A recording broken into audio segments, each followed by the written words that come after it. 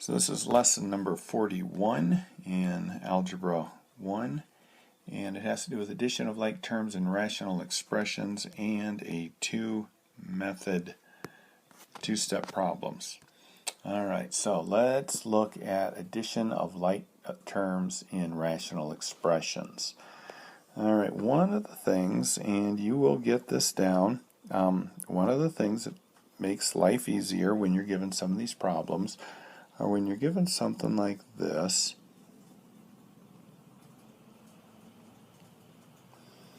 and you're told to compare it to see if this next term is a like term, and if this next term is a like term, meaning if they are, we can combine things.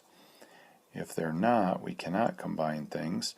And one of the problems is we've got all these positive and negative exponents. So the suggestion is change all the exponents to positive, and then it makes it a lot easier to compare. So b and x are already positive, y is not, so we're going to move it on top and make it positive. And 3by squared, and we'll move the x down to the bottom to make it positive. 4y squared, b is negative in the denominator, so that means it's in the wrong place, so I will move that. Okay, one of the things I forgot, look, I've got an x here and an x here. So let's go ahead and cancel one of these x's with this x, make it go away. So we have 2 left on the bottom.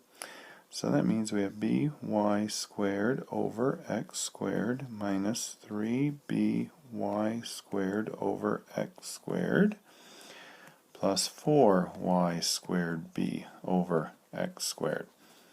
Okay, so are these like terms?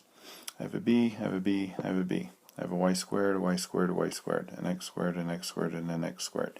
Doesn't matter what numbers I have here. This is actually a 1, right? So what I can do then, because these are common denominators, is I can combine those numerators. I can go 1 minus 3 is negative 2 plus 4 is 2. And you always leave all the letters alone. You just combine the numbers once you find out you have like terms, and you're done.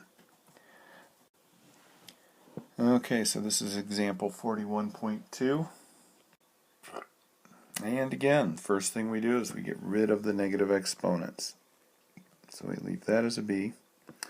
We move the b to the negative 3 up. We move the a to the negative 3 down. Negatives go away. And then these will stay the same. Let's combine those.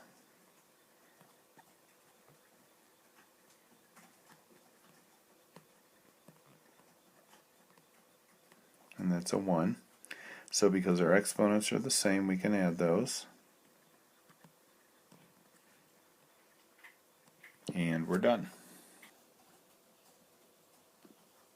So let's go and do another example here. Get rid of that.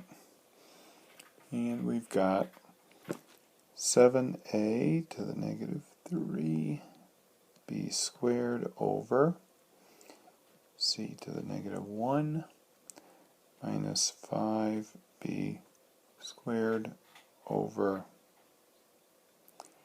a cubed c to the negative 1 plus 3b squared over a cubed c. Alright, again, let's get rid of all the negatives.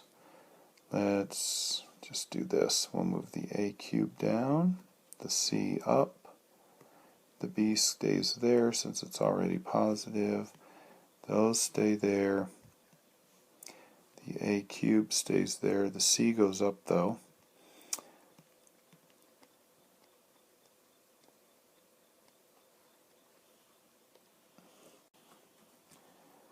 So let's look and see what we've got.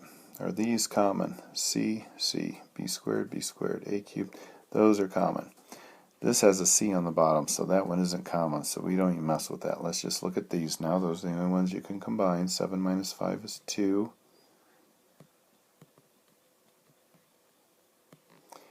And then this one just gets drug along because we can't put it with the other one because it doesn't have a common denominator. So at that point, we are done. So the second part of lesson 41 is a two-step problem. And it says there, if we know that x plus 3 equals 7, then what is x minus 8? Well, if we subtract 3 from both sides, we can find out that x is 4, right? So then we take our 4 and plug it in there, and 4 minus 8 then is negative 4. And that's it. If it says x minus 5 equals 7, what is the value of x plus 4? Well, x equals 12, so we put that in there and we get 16. And that's it for that part of the lesson. So that's all for exercise number 41 in Algebra 1.